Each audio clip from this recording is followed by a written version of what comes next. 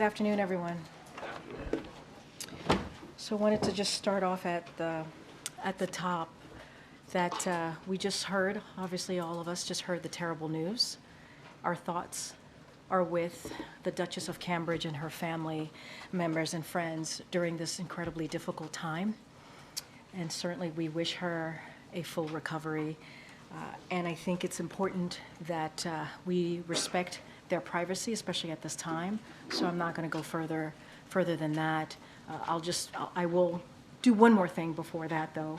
I know folks are going to ask if the president has spoken to her or the family. I can just say right now that we don't have anything to share at this time. But obviously, we wish the Duchess of Cambridge a full recovery, and we are incredibly sad to hear of the news. Send her a note. I don't have anything to share at this time. This news just broke, obviously, so we are taking this in, this terrible news, as all of you are, and so just don't have anything to share. We want to make sure that we certainly respect their privacy at this incredibly difficult time, not just for her, but her family. So I'll just leave it there. Did the palace give the White House any kinds of a heads up? I would just say we learned just like all of you, and we want to be incredibly respectful to their privacy. So I have a couple of things at the top. Obviously, we have a guest, the Admiral's here today to talk about a couple of things in the Middle East and more broadly. So tomorrow marks 15 years since Affordable Care Act became the law of the land. President Biden believes that health care is a right, not a privilege. And since taking office, he's been focused on historic actions to lower health care and prescription drug costs and expand access to coverage. So ahead of this historic milestone, I want to go over some key statistics, which I think is incredibly important. Under President Biden, more Americans have health insurance than under any president. A record-breaking 21 million Americans signed up for health coverage this year, with a majority of shoppers able to find coverage for less than $10 a month. Americans are saving on average $800 a year on premiums. 4 states have expanded Medicaid since the president took office, and millions have benefited from ACA's critical protections, which have prevented people from being denied coverage for pre-existing conditions or being charged with more for being a woman. But President Biden is not resting on these accomplishments. He has a bold agenda to continue to bring down Americans' health care costs. He's calling on Congress to make expanded Affordable Care Act tax credits permanent, so Americans can continue to save on premiums. After decades of failed attempts and without a single Republican vote in Congress, President Biden beat Big Pharma by passing the Inflation Reduction Act. Already the law is lowering prescription drug prices. Now, President Biden wants to expand the amount of drugs that Medicare can negotiate lower prices for to at least 50 drugs per year. And he wants to expand the $35 a month cap on insulin and the $2,000 out-of-pocket cap on drug spending to everyone. Despite all of this, Republican officials are still working to end the Affordable Care Act, repeal the Inflation Reduction Act, and gut Medicaid. In fact, congressional Republicans have attempted to repeal the Affordable Care Act over 50 times, including during the last administration with the support of the president's predecessor. President Biden has been clear he will never let that happen, and he will never stop working to protect and strengthen the Affordable Care Act, Medicare, and Medicaid. Speaking of health care, this week, Republican Study Committee, which represent 100% of House Republican leadership and 80% of their conference, released its budget. Now, you've heard the president say this. His father has an expression that goes, "Don't tell me what you value, show me your budget, and I will tell you what you value." So let's look at what House Republicans actually value. First, their budget endorses a national abortion ban with no exceptions for rape or incest. It puts IVF treatment on the chopping block through House Republican support for the Life at Conception Act. The president believes we must restore the right to choose and protect other freedoms, not take them away. The Republican Study Committee budget would make devastating cuts to Medicare, Social Security, and the Affordable Care Act. Increase, it's dropping down. Can you guys hear me? I was on a roll. All right, but I want to make sure you hear me. All right, so the Republican Study Committee budget would make devastating cuts to Medicare, Social Security, and the Affordable Care Act, increase housing and prescription drug costs for families, give more huge tax cuts to the wealthy and the biggest corporations. Put simply, their budget lays out a dark future for America. This is about our visions for the future, whose side we are on. President Biden is on the side of the American people. He believes in giving the middle class a fair shot, protecting Social Security and Medicare, and securing Americans' rights and freedoms. He will never stop fighting for that future. Is there still an issue? I hear some rumbling. We're all good? Okay, great.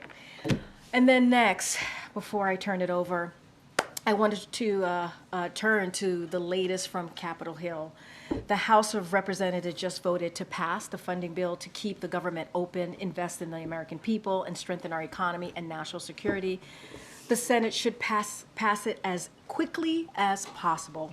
To be clear, this bill is a compromise reached by congressional appropriators, so no side got everything it wanted, but it expands access to child care, Head Start, invests in cancer research, funds addiction prevention programs, and advances American leadership abroad. It also provides resources to secure the border that Republicans opposed. We fought hard for additional resources and were successful in preventing Republicans from severely underfunding DHS. But it's not enough. Republicans have blocked our multiple requests in increased border funding and the bipartisan border security agreement. Congress should pass that agreement to give border personnel the policies and funding needed to secure the border. The House must also pass the bipartisan national security supplemental to advance our national security interests. And I do have one last thing. Turning to the president's schedule and upcoming visit, we recently announced that on April 15th, the president will welcome Prime Minister Soudani of Iraq to the White House to coordinate on common priorities and reinforce the strong bilateral partnership between the United States and Iraq. The leaders will reaffirm their commitment to strategic framework agreement and deepen their shared vision for a secure, sovereign, and prosperous Iraq, fully integrated into the border region.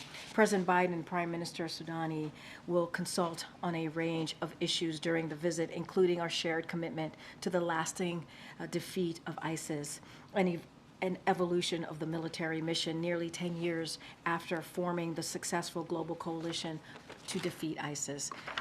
They will also discuss ongoing Iraqi financial reforms to promote economic development and progress towards Iraqis' energy independence and modernization. And I do have something about the week ahead. On Tuesday, March 26th, the President and the Vice President will travel to Raleigh, North Carolina.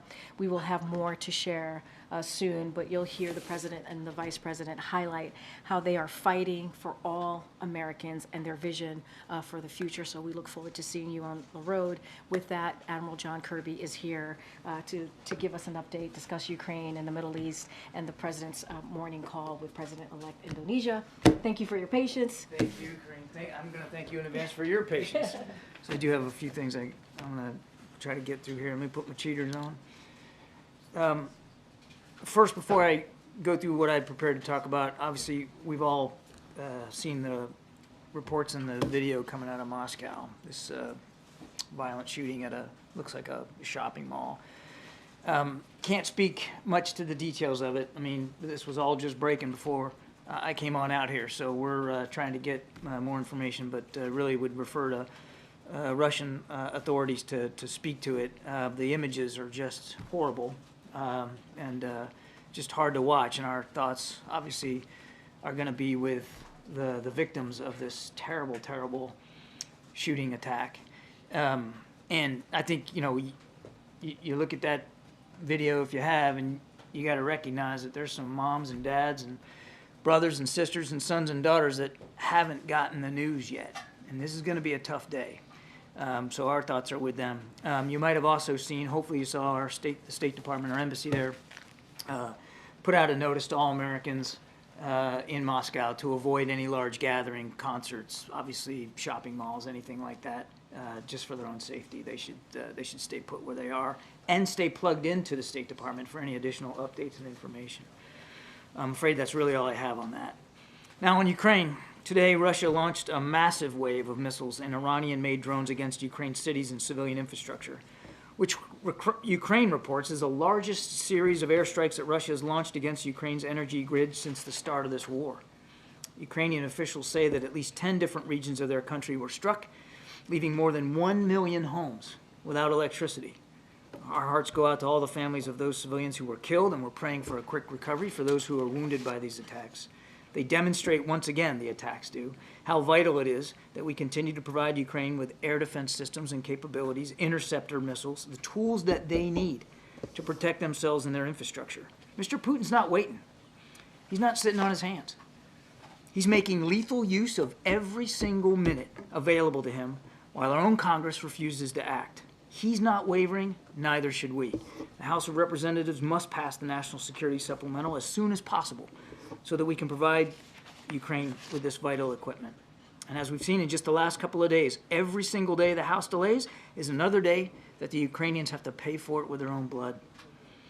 Now, also today, the United States put forward a resolution at the UN Security Council that supported ongoing diplomatic efforts aimed at securing an immediate ceasefire in Gaza as part of a hostage deal. Notably, the resolution condemned Hamas for the October 7th attacks, which we believe is long overdue, blaming Hamas, condemning Hamas, especially in light of the UN's recent report confirming that Hamas engaged in conflict-related sexual violence. This was a balanced, timely text, and it is in line with our long-standing calls for an immediate ceasefire in Gaza over a period of at least 6 weeks as part of a hostage deal. Nothing new there. The vast majority of the Council voted in favor of the resolution, some 11 other nations. Unfortunately, Russia and China vetoed it. That was hardly a surprise. They'd rather shoot down something that we authored simply because we authored it, rather than consider the strength of what it called for with overwhelming Council support. And what did it call for? An immediate ceasefire. All hostages released, more aid getting in to the people of Gaza, and Hamas condemned for the slaughter of innocent Israelis. It's difficult to look at that text and find what's objectionable about it, except the fact that the United States is the one that authored it and put it forward. Now, if I could switch to Mexico and some sanctions. On efforts to counter illicit fentanyl, part of President Biden's Unity Agenda efforts to save lives by stemming the flow of illicit trafficking of drugs, the Treasury Department today sanctioned 15 Sinaloa cartel members and 6 businesses operating in Mexico that are engaged in the trafficking of these deadly drugs.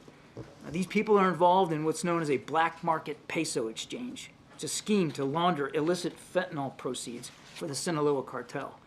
And the cartel, if you don't know, if you're not tracking, is one of the most violent drug trafficking organizations in the world, responsible for a significant portion of the illicit fentanyl and other deadly drugs trafficked into the United States.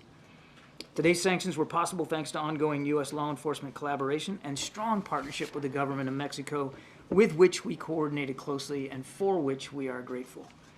And finally, President Biden spoke earlier today with President-elect Prabowo Subianto of Indonesia to congratulate him on his election victory.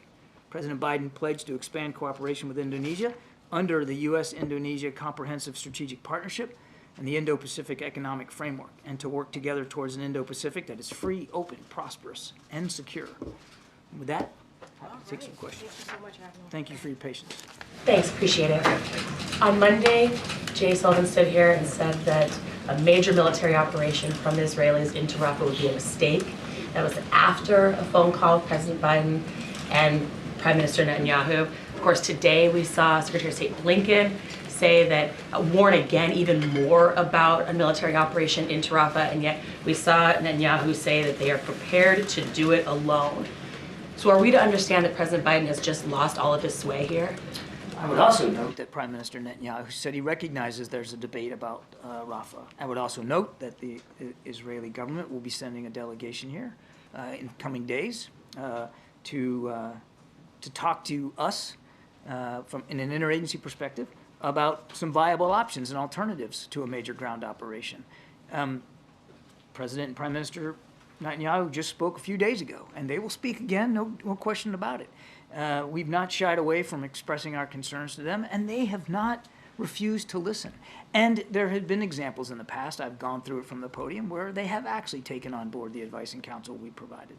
So you're convinced that you have some reason to believe that you can still convince them to change course? We are going to share with them our lessons, our perspectives.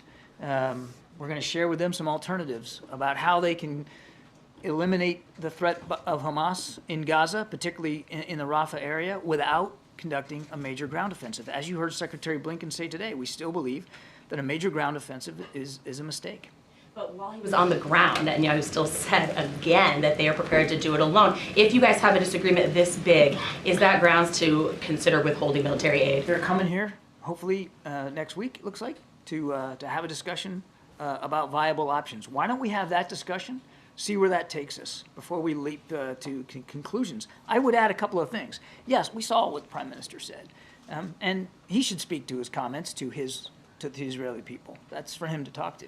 But we haven't seen him go into Rafah, have we? They haven't conducted a major ground offensive yet. So we believe there's still still time and space to have these discussions and to share with them what we've learned. What will make this, No, go ahead. No, I'm just saying we don't have a lot this of meeting next week a success, John, between the United States and Israel? We're not putting benchmarks on it, Steve. We're looking forward to the opportunity to have a delegation here from Israel to share some of our thinking about viable alternatives, and we'll see where it goes from there. If Netanyahu comes to speak to Congress, would the president take the opportunity to meet with him while he's here? I couldn't answer that question since we don't have a visit by Prime Minister Netanyahu to speak to. I would just note that these two guys have known each other a long time, and they're speaking frequently. Israeli Defense Minister Gallant is scheduled to go to the Pentagon on Tuesday. Has that broader meeting with the other officials, has a date been set for it yet? We'll have more to share in coming days about what the schedule is going to look like, but we expect that the meeting will take place next week. Does the president feel that he... Let me just add, it'll be that delegation is that meeting about Rafah is a separate meeting than the defense minister's meeting with Secretary Austin, which was long scheduled. Does the president feel that he does have tools in his toolbox to perhaps exercise harder leverage against Israel if they do move forward with going into Rafah? We're going to continue to approach this with Israel as we have in the past, which is to make sure that they have the tools they need to defend themselves against a still viable threat, while at the same time using the strength of the relationship between the United States and Israel, and yes, the strength of the relationship between the Prime Minister and the President, to continue to urge them to minimize civilian casualties, to allow more humanitarian assistance to get in, and this is getting, we haven't once talked about in this press conference today about the hostage deal, to move forward on that hostage deal, which again, we think those talks are making progress. Can you talk a little bit about how much progress? I mean, Secretary of State Antony Blinken yesterday said gaps are narrowing. Do you think that it's close? We do believe that we're getting closer. I couldn't give you a date certain on the calendar, but that the discussions are still happening, and that they are happening at the pace at which they are, and with the participation that we're seeing on all sides. It's a good sign. And again, I don't want to get too sanguine here. Nothing's negotiated till it's all negotiated, but we do believe that the gaps are narrowing and we are getting closer. Can you speak to the phrasing of the UN resolution that the U.S. proposed? That it says that the Security Council would determine the imperative of an immediate and sustained ceasefire. Why not just call for a ceasefire directly? Why phrase it like it has? I don't want you to read too much into the vernacular here. What we called for in this resolution is perfectly in keeping with what we've been saying now for weeks.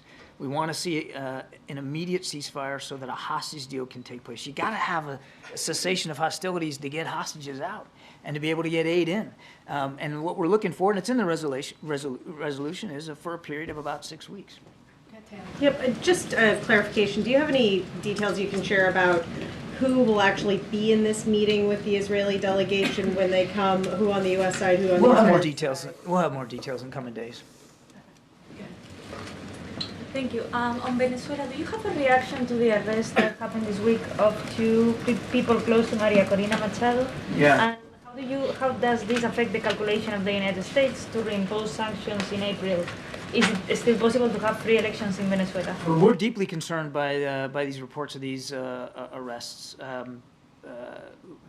what I would say on sanctions relief is we're still willing to consider sanctions relief on the Maduro regime and on Venezuela if they meet the obligations that they made in the fall in Barbados. And reports of arrests like this certainly give us pause to think about how serious they are about meeting those commitments. Has there been any conversations with them recently? So I would refer you to the State Department. I'm not aware of any conversations from the National Security Council, but you should talk to the State Department. Thank you. Thanks, John. Can you talk about, in a practical sense, what it means that the U.S. thinks it's a mistake for Israel to go into Rafah with a ground offensive? Will you halt aid and weapons? Yeah, I think I just got the same question. I'm not going to get it. No. Well, you didn't. There was an answer. Maybe you didn't find it satisfactory, but that's okay. What we're talking about here is making it clear to the Israelis our deep concerns about any ground offensive into Rafah. There's 1.5 million people there, and it's not a big space. They've got to be accounted for. Their safety and security has got to be protected. And we believe that a major ground offensive is a mistake. We believe that it will be, as I've said many times and you've heard from other officials, a disaster, certainly for those 1.5 million refugees in Rafah. And so we want to present to the Israelis some viable alternatives and options about how they could go after the legitimate threat of Hamas there in Rafah without sacrificing the safety and security of those people. Is it a mistake, or is it a violation of the national security memo that would in turn result in the halt of aid and weapons? I believe the State Department has already talked about that. The Israelis have submitted their letter in keeping with the national security memo, and Secretary of State has determined that the information they provided was credible and was reliable. And just one more quick one, because you've said so many times from this podium, John, you've said repeatedly, the U.S. is not going to tell Israel how to conduct its military operation. So if you're willing to do it now, why not before? We're not doing it now. You're not telling them not to do something with That's not what regard this to... meeting is about. We're not we're going to lay out terms. This is a sovereign country, and they have their own military and they have their own operations to conduct. They have to make those decisions. But as a friend of Israel and an ally, as before today and next week, we want to make sure that they make those decisions fully informed with our lessons learned from urban warfare and this kind of fighting in places like Iraq and Afghanistan. Now, do they have to listen to our advice and counsel? No. But we have seen in the past where they have taken some of it on board. We hope they take this on board. Thank you. Thanks, Karine. Hey, John, there's a report that the U.S. is urging Ukraine to stop attacks on Russia's energy infrastructure out of fear that it's going to drive up oil prices. Can you confirm those conversations are happening? I'm not going to speak to the specifics in that press reporting. The only thing I would tell you is what I've said before. We do not encourage or enable the Ukrainian military to conduct strikes inside Russia. Are you concerned about this at all, that these attacks are happening against their energy infrastructure? We do not encourage or enable Ukraine to strike inside Russia. John, do you have any updates on the U.S. involvement when it comes to Haiti? And also, what are the conversations, if any, about changing or fixing the immigration status when it comes to Haitians who cannot file for asylum in the country as it's been overtaken by gangs, which is considered a coordinated militia, and they come here? On your second question, I'd refer you, April, to the State Department to speak to the particular policies on asylum seekers. But can you repeat your first question, because I'm not sure I totally understood it. Do you have an update on U.S. involvement when it comes to Haiti? An update on U.S. involvement. So I would say, look, our lines of effort are really kind of three things right now. One is working with the Haitians on a Haitian-led political transition process, and that presidential council, that transitional council is up and running, and hopefully we'll see some movement here in coming days about their selection of individuals for governance in Haiti that can be credible and can meet the aspirations of the Haitian people. Number two, we're working with Kenya on a Kenyan-led multinational security support mission, which would not include U.S. troops on the ground as part of that mission. But we are working with Kenyans on what that could look like, what support they might need externally from the United States. And then thirdly, and this is clearly we're doing what we can to help those Americans who want to leave Haiti get out safely. And there were some additional helicopter movements today, as a matter of fact. Thank you. So question, did the U.S. have prior knowledge of this attack in Moscow, given that the U.S. Embassy had issued warning beforehand? I'm not aware of any advanced knowledge that we had of this terrible attack. On March 8th, the embassy warns of imminent attack in Moscow by extremists. Yeah, I think that I'll let the State Department speak to that. But I don't think that was related to this specific attack. Just a couple more. John, today the Vice President said that she had seen the plans and that there was no credible way to allow for the relocation. She said she looked at a map. She saw maps of Gaza.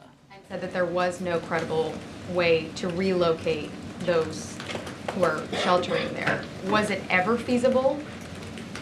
As I've said from the podium myself, 1.5 million people in a very confined space, that is a tall order for any military to find a place for that many people to go where they can be safe and secure, where they can have access to medical care, food, water.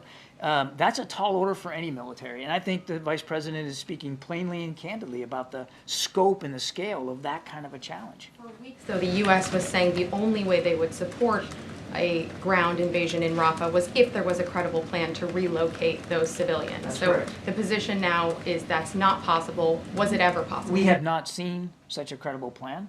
And one of the things that we want to talk about with this Israeli delegation next week is exactly that. I mean, we're getting focused on the ground offensive, but the other thing we want to talk to them about is the humanitarian situation there in Rafah. Should we expect the president to be a part of this meeting next week, or you would not expect that with the Israeli delegation? We'll have more details about participation in coming days. All right, Danny, and then Brian, you have the Thanks, Karine. Thanks, Admiral.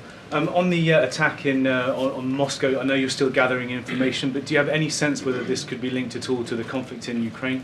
There is no indication at this time that Ukraine or Ukrainians were involved in this shooting. But again, this just broke. We're taking a look at it, but I would disabuse you at this early hour of any connection to Ukraine. A quick follow-up and then a question. Well, first question. Sorry, John. Is there? Can you explain the difference between the veto that was offered by China and Russia to a peace in the Middle East ceasefire and the one that we offered in February? What's the difference? Ours was based on substance. Ours was based on the actual content in the resolution, which just called for an immediate ceasefire, no condemnation of Hamas, no connection to getting the hostages out, nothing in there about humanitarian assistance. We support an immediate ceasefire. But as our resolution said, in connection with a hostage deal that gets those people home, gets more aid in, and actually for the first time at the Security Council, condemns Hamas for what they did on the 7th of October.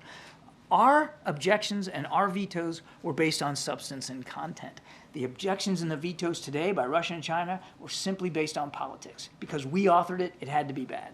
Thanks. And a follow-up wait, real quick, a follow-up on Russia is there any indication, there's been speculation, that it shows with the protest that was brought up with Alexei's death, that there is some pattern of instability now in the Russian regime? Would you confirm that, or do you think it's too early to say that? I think it's difficult with the news today to make some broader point about instability in Moscow or in Russia. Clearly, there are people in Moscow and in Russia that object to the way Mr. Putin is governing the country. But I don't think we're at this early hour we can make a link between the shopping mall attack and political motivations. I think we need more time and we need to learn more information. Awesome. Thank you so Have a great much, weekend, Admiral. everybody. Have a great weekend. Thanks, Admiral.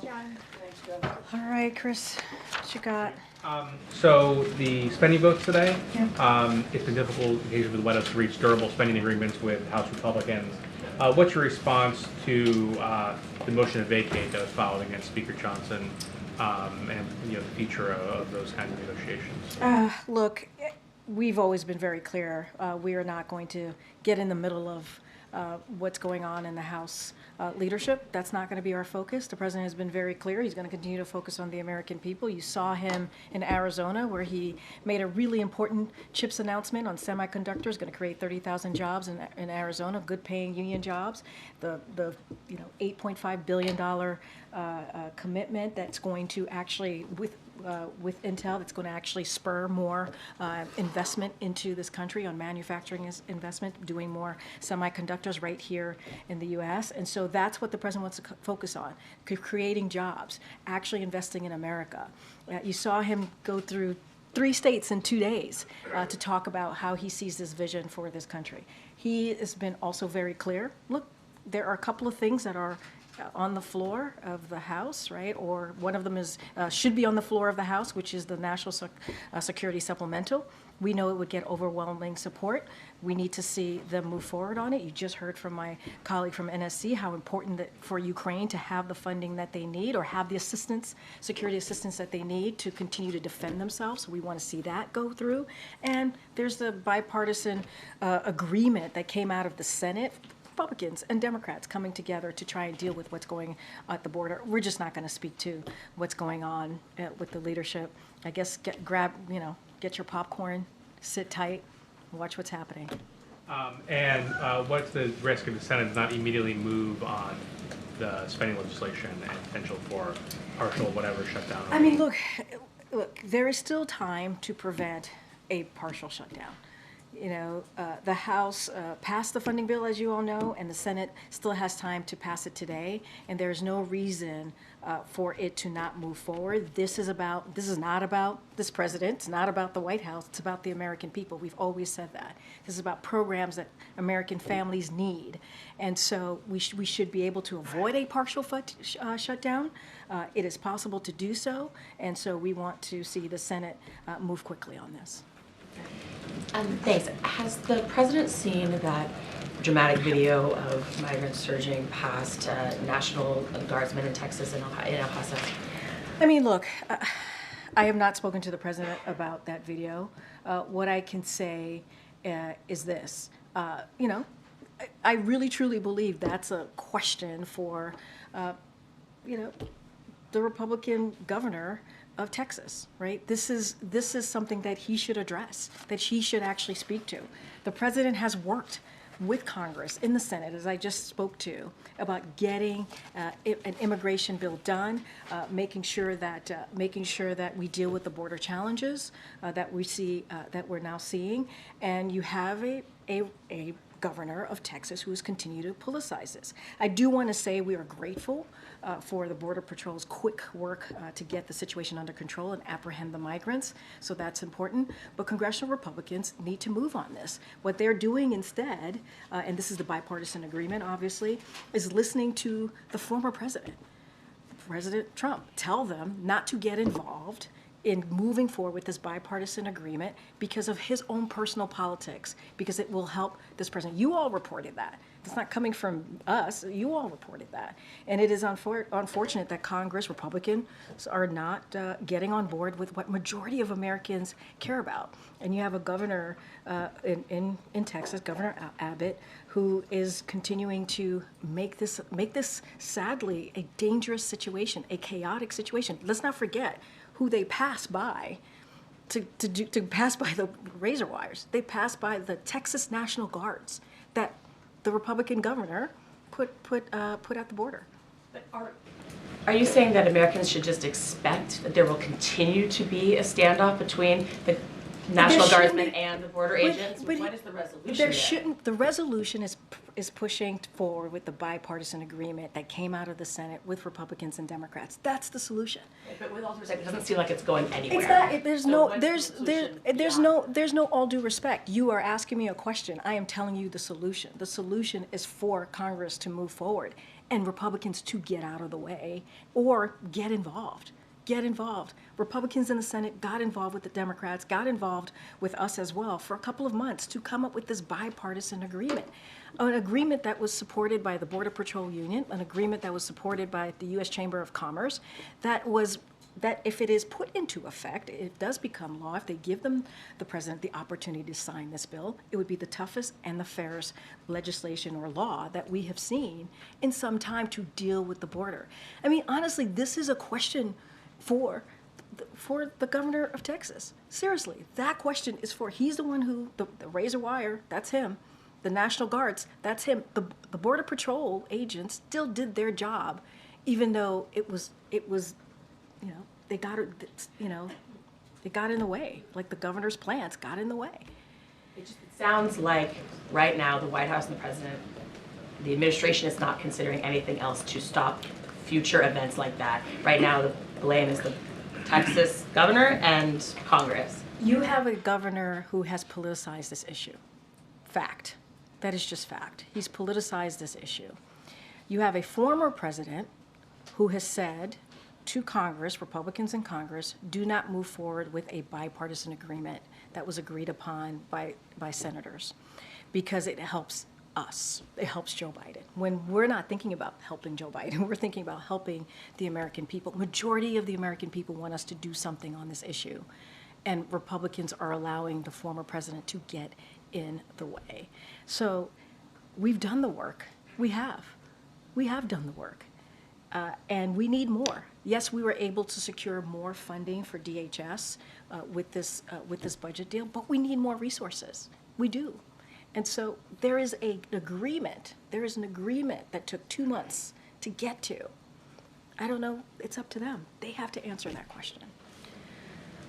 But, on that same issue, today Governor Ron DeSantis said that he's also looking at implementing a law like Texas that would allow Florida to arrest migrants as soon as they cross the Florida border. Are you concerned that other governors will be looking into kind of stricter immigration laws like this? I'm concerned about the politics that's being played here instead of dealing with the issue. Instead of the governor in Florida saying, hey, my senators in my state, we need to work on the issue at hand here. There is a bipartisan agreement that is in your chamber, right? That is in the Senate, that was agreed upon in a bipartisan way. Can you guys move forward with that instead of playing politics? That's what we want to see. We want to see an issue actually dealt with that majority of Americans care about. There is I cannot say this enough. There is a bipartisan agreement that came out of the Senate. Republicans were asked to reject it because of the former president, because of helping his own politics. That's not how we should be moving forward as a country. That is just not, and that's not what the president believes. Thank you. So on this border video, what does President Biden think should happen to adult men who are assaulting and overpowering U.S. National Guardsmen? Well, let me just first say we're grateful, and I said this moments ago, to Border Patrol agents for their to quickly work and get the situation under control and apprehend the migrants. So I want to be really clear that everyone who was apprehended by Border Patrol. They were able to do their job, even though it's made it more. Even though Republican governor, in particular Governor Abbott, has made it difficult for them. They need more resources. We need more personnel. I mean, we have to have the backs of our law enforcement on the ground who are dealing with this every day. But Republicans are getting in the way. Republicans in Congress do not want to help. And you have a Governor Abbott, who's politicizing it. That is what's happening. Border Patrol agents did their job, even though the governor's getting in the way of them doing their jobs. But I get that you guys, you talk so much about having a more humane immigration system. This video does not show helpless women and children begging for a safe place to come in. It shows adult men landing haymakers on U.S. troops in uniform. If that was happening anywhere else in the world, wouldn't President Biden send reinforcements? So 2 things.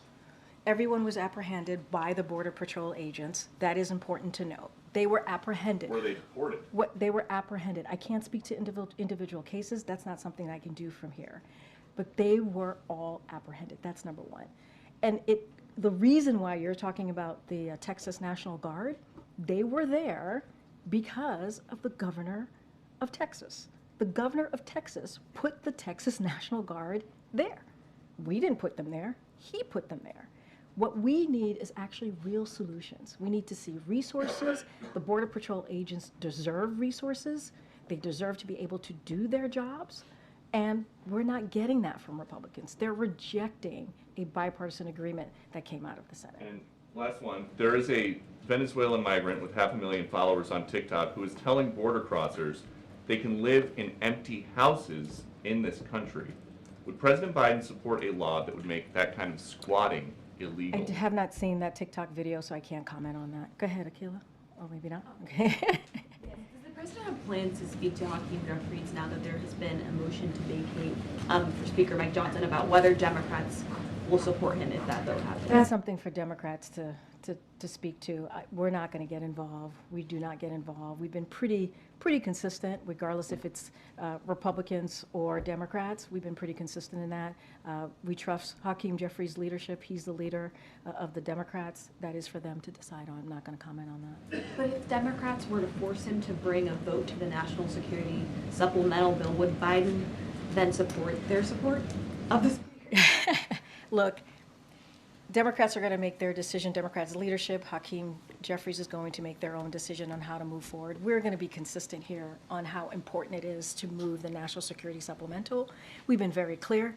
It passed 70-29 out of the Senate overwhelmingly. We believe it would pass overwhelmingly in the House if it was put to the floor. And there's no time to wait here. There's no time to wait. We see what's going on in Ukraine, and a lot of that is because of congressional inaction. We can't continue to allow that to happen. Ukraine needs the funding, the security, obviously, to continue to defend themselves, and that's what we're going to continue to speak to.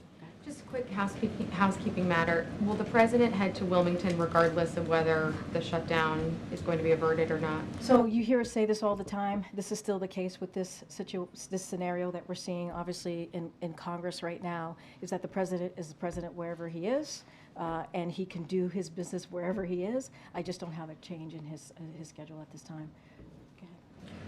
The Dow Jones Industrial Average has been closing in on 40,000 this week. It's down a little bit today, but does the president see that as an economic achievement, or does he view that, in his view, is the stock market not necessarily representative of the economy?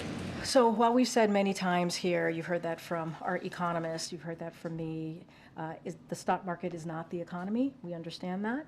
It is clear that President Biden's economic plan is working to grow the middle class, spur investments in manufacturing. You just heard me talk about what we saw in Arizona, what the president was able to announce in Arizona, semiconductors that came out of the CHIPS and Science Act, incredibly important bipartisan legislation, infrastructure, and outperform other countries. That's what we're trying to do here.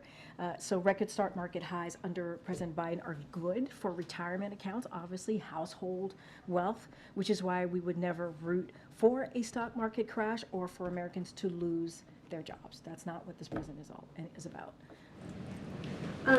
Could you, if there could potentially be a lapse in funding if they can't get this passed in the Senate by tonight, can you speak to what the planning has been like for White House operations here? Like who would be deemed essential? Can people work over the weekend? That kind of stuff. So look, Congress can prevent this partial shutdown. We believe there's still time to do that. So I want to be very clear here. But like every other agency, we're reviewing and updating our contingency plan. This is something that we do regularly, and we'll have more to share, obviously, once that is finalized. But federal employees just across the government will furlough, and that includes White House staff, just to give you a little bit of what that would look like. But we believe there is still time. There's still time for Congress to prevent a partial shutdown. This doesn't have to be. This doesn't have to be. And obviously, we're always, like every agency, we look at all options. If I could ask one question related to the royals. When King Charles had been diagnosed with cancer, President Biden had said that he had hoped to speak with him. Did they ever connect? So I don't have a call to read out about with the president and King Charles. I just don't have anything to share at this time. The president will reach out to King Charles over the weekend about this? Yeah, look, as I said before, obviously it is a tragic news. It is devastating news, and we certainly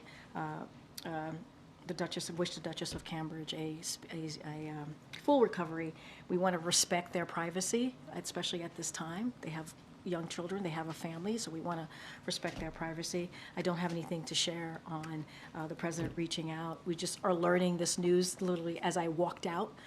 With this news came to be, and so it is incredibly devastating to hear, and we wish her again a full recovery.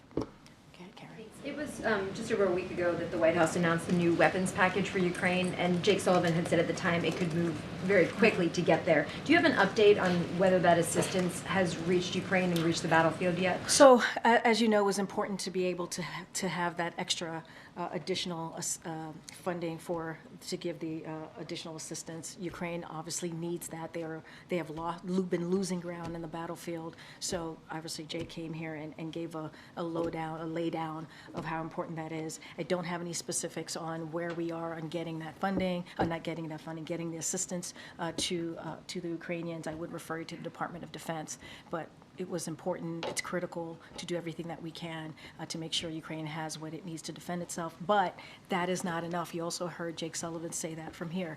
That is not enough. We have to move forward and get the national security supplemental. It has to get out of the House. We know it got out of the Senate. It's important to do that. I know, gotta wrap. Go ahead, John. Thanks, Karine. The House Republican majority will narrow even further next month. Mike Gallagher announced that he's stepping down from Congress on April the 19th. Does that present an opportunity for the White House to try to pass that national security supplemental, given the fact that the numbers, the dynamics may be changing? Look, I mean, we don't even need the dynamics to change, right, in the House to get this done. We really don't. If the Speaker were to put it on the floor, would have put it on the floor weeks ago, today, it would pass overwhelmingly. We know that to be true because we've heard from Republicans, you know where Democrats stand. We know that. And so we don't need the dynamics of the House to change. We just need the Speaker to do his job and put forth on the floor something that we know, the National Security Supplemental, a bill that we know would pass overwhelmingly. That's what he needs to do. We need it. We need it for our own national security. It is important to get this done on behalf of the American people. All right, everybody, have a great weekend. We'll see you next week. Thanks, everyone. Thanks.